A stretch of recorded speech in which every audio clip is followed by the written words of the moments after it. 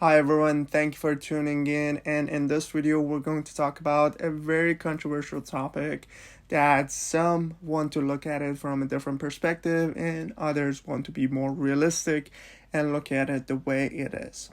And it's really related to the economic perspective of the US, but as we know, economy is very much related with everything else that is going on with the job market, with the economy itself, for the imports and exports, as well as with the politic. And those factors can affect immigration, can affect a lot more factors in the US. So that's the reason we talk about economy as well in this channel. And I really hope this is one of those questions that, with kind of digging deeper into the history and the roots of everything else that kind of created this, we can answer it conclusively and in a manner that majority of us will know much better about what's really going on in the US and have a better clue about what are the solutions and where it will go.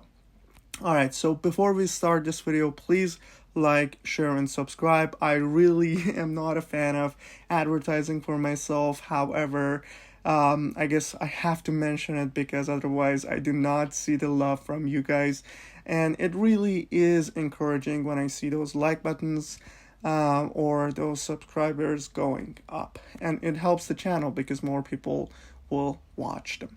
Alright, so why America and Americans are kind of out there more and more, expressing their emotions, expressing what they're going through, because they're dissatisfied, because they're angry, because they're not happy with everything that is going on in the US, specifically when it comes to the economic factor of it. Well, one doesn't really have to go further than looking at 2020 and the pandemic. Now, this part might be a little bit repetitive, but I really want you to listen carefully because the next part that I'm going to talk about is going to answer the question and is very much related to the first part, or this historical factor that we're going through. So with the pandemic, things kind of changed from its traditional way. People now were working from home. A lot of small businesses got shut down. A lot of people received these amounts of money for either 1,400 or less, and some business owners received more, some people received more. It really was a way that the government was helping those in need because of the changes that happened all of a sudden in the system by giving them more money. So what happened was that they started printing close to 40% of dollar supply in 2020 in order to kind of help people, especially again, those middle class and lower middle class and small businesses, by providing them with these monies and providing them with lower interest rates and kind of make everything accessible, even though the world was kind of in this horrible situation. Again, because we just never experienced it. And so what happened was that now that people had more money, now that the interest rates were lower than ever, meaning people were qualified to borrow money more and more, they started to take advantage of them. They started to purchase as much as they can. And unfortunately, with the lower class and lower middle class, we saw that majority of those money went back into the hands of the rich, because the poor spent it on liabilities and stuff rather than purchasing an asset, something that has a limited quantity, something that appreciates, something that you cannot easily produce them, such as the land, such as golds with and other precious metals, such as Bitcoin with its limited quantity, and other stuff. All right. Now, that whole thing started a trend where all of a sudden housing got experienced this whole trouble at another level. Why? Because we already were kind of behind with the housing numbers and all the availability that we had in the US. Now people were qualified for more money. Now people had money in their hand. Now the stock market was at its highest. At some point was kind of low, but then it went back up. And now people started buying more houses. People started overpaying for them, over the sticker. When usually in the housing process, purchasing a housing process, you usually offer lower than what the seller is asking, because you bring up all the stuff that needs to be fixed and etc. etc. So housing got more and more and more expensive. However, it wasn't just housing. It was now foods, it was now services, it was now all these other stuff that could be bought now went up in price. Because people just went bonkers. They just purchased as much as they can.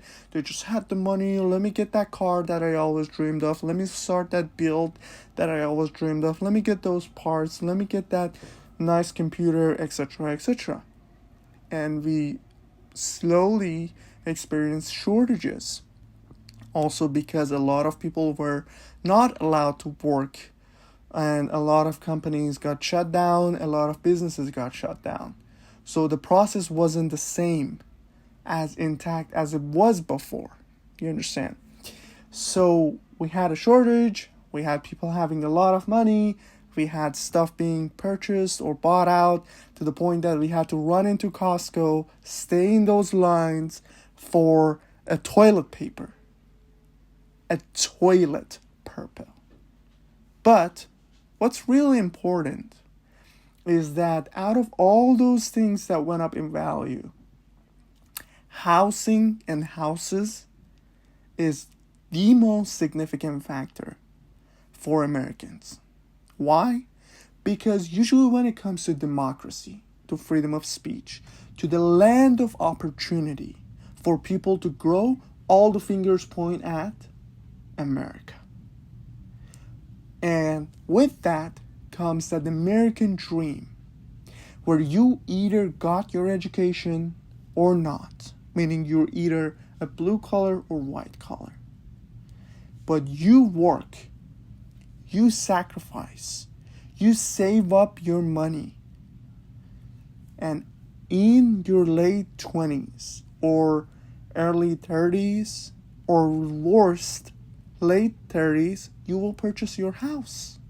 The house that you always dream of. And house has a specific meaning here. To Americans, the picture of a house is a single family home. It's not an apartment. It's not a condo. It's specifically a single family home where it has a front yard, it has a backyard, you have little storage spaces on the side. Nobody's living above you, nobody's living behind you, or their house is attached to you, specifically building-wise, right? That's the picture. Now, those things went up in value. In addition to everything else, now the government started from 2023, 2024 with this whole quantitative tightening. And what they did is that they tried to subtract these dollars from the system that they injected in 2020 and caused this whole inflation in order to control it. Because it was just like way out of order. And it is still. They're claiming they're controlling it because they manipulate the data that they put out and then they correct it and etc. They include some stuff and not. But whatever. Alright? So they try to basically take out those dollars that they put into the system. But they're not very successful at doing it. And what happens is one of the tools that they're using, they're raising the interest rate. With raising the interest rate, that means that people are less qualified for the amount of money that they used to be qualified to borrow. Let me break it down. If I was able to qualify for $300,000 with a $60,000 income, now at 8% versus 3% or 3.5 it was, at 8% now I'm qualified for 160, 170 or 190. I haven't done the math, but it's around those numbers. So you see the difference. It's almost $110,000 that I'm less qualified. And also, it makes borrowing the money more expensive, because instead of paying back 3%, now I'm paying back 8%.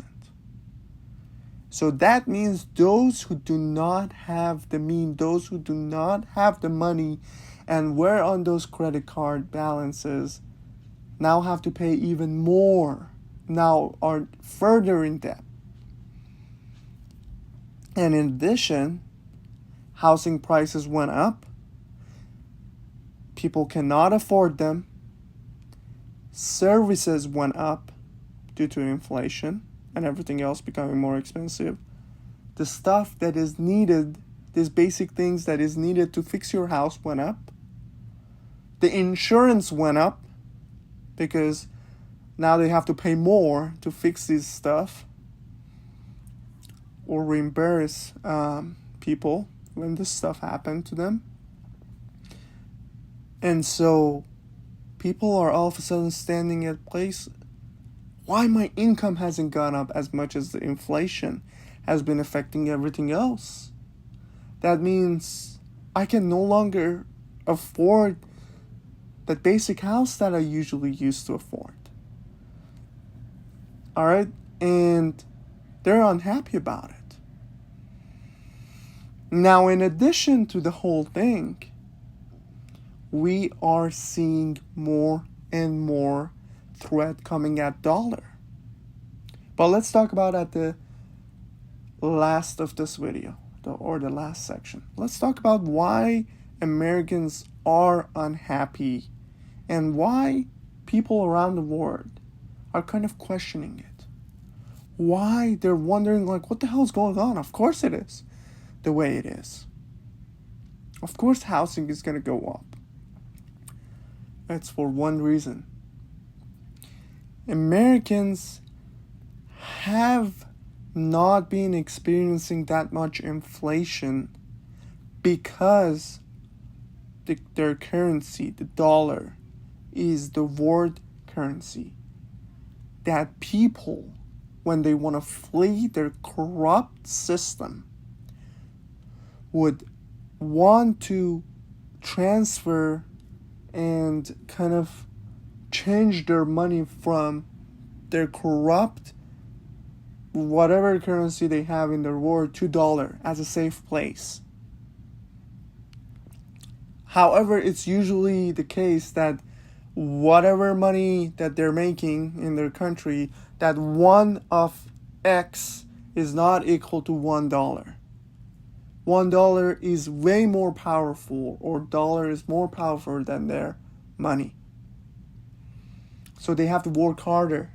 They have to put more in order to be able to transfer it to $1. That's the main of the point. The dollar is stronger. But America and Americans, they just go to work doing regular jobs and they're just getting it. So they don't have a very much an understanding of how difficult it is when you have an inflammatory system going on in your countries. Like specifically if we're talking about countries that are experiencing sanctions such as Iran, Syria, or other countries, that they basically are seeing their currency value is devaluing every month by 10 to 20%. So people by now are awake in those countries and like, okay, so what are those stuff that went up? What are those stuff that I lost money? How long can I work? I should start dedicating money into those stuff that are keep appreciating. I should stop dedicating money into those things that did not go up in value and instead are costing me money. Oh, gold was one of them, or Bitcoin was one of them, or house was one of them. Okay, those are valuable. Those are my assets. Those are the things I should contribute money to. Because you can't just go out and build another land right next to your house and purchase it. You only can do that if the owner is selling it. So you have a limited quantity. So people around the world kind of know these stuff already. That's why you see the demand from the Chinese for the gold. That's why you see people are transferring their money from their currency to dollar. That's why you see people are migrating to purchase Bitcoin, because they know it's a limited amount. But it wasn't really that defined in the American culture. And now more and more people are waking up. Now another factor that we need to talk about, it's this threat that is coming after the US dollars. With the whole BRICS, couple nations coming together and saying, hey, we want to just eliminate using dollar. Because again, what is a world currency? That people use it in order to import and export, in order to sell and buy stuff that they need for their country. Everybody switched their currency to dollar in order to be able to, hey, I want those 2 bags of potato for my country. But now it's losing its power. Because these powerful nations are like, no thank you. We saw what you did with Russia. We saw what you did with Iran. Whenever you like them, you just give them their money back. Whatever you don't like them, you just keep their money. And sometimes you use against them by providing military weapons to the other side using their money. So they're like, no thank you. In addition, you will see that some of these assets are basically becoming the currency. People purchasing stuff with Bitcoin or gold or silver and all of those. And less people are believing in dollar, especially ever since it has been off the gold back, meaning gold backing it up. And it's just a paper, just like any other ones.